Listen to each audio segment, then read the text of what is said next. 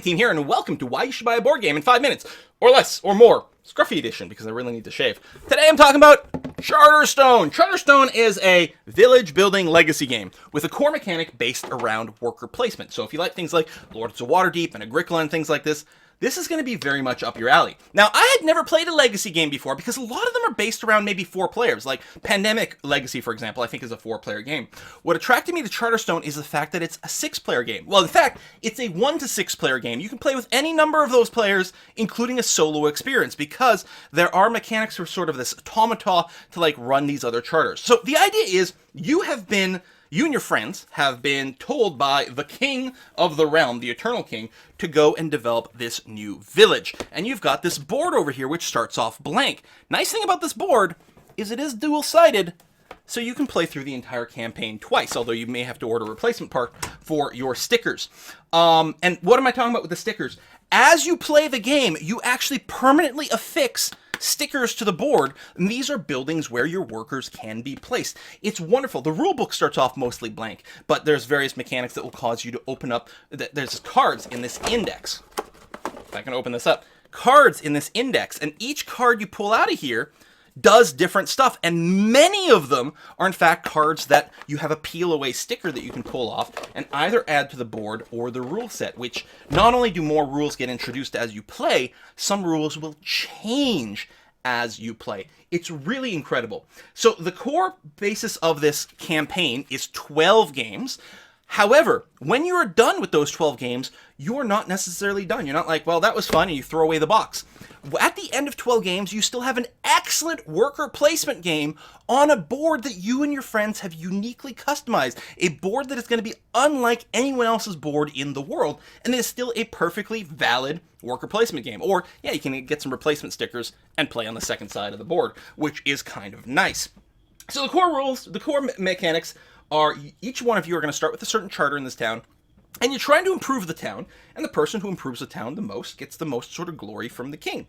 And over the course of the campaign, you're trying to accrue as much of that. Each individual game will have a winner, but winning is not everything. Yes, there's a nice sort of perk, and you do accrue more sort of overall campaign victory points for winning, but there's a lot of sub-goals in a lot of the games, so you can actually earn different amounts of points and different amount of rewards that might actually send you forward a little bit better. There's a few different balancing mechanics for catch-up, so one player can't necessarily just run away from the game. And the other thing is, even if you don't win a game, you might earn, and you will in fact earn, quite a bit of glory, which gets permanently used to boost your personal charter. This is my charter box. This contains various resources that I'm going to carry over into our next game over here. This includes some cards that represent my own character and various personas. For example, I am playing Tara, and I am a lumberjack, basically. Notice this sloppy writing? That's my handwriting on there. You will be writing on cards, you will be writing on the board,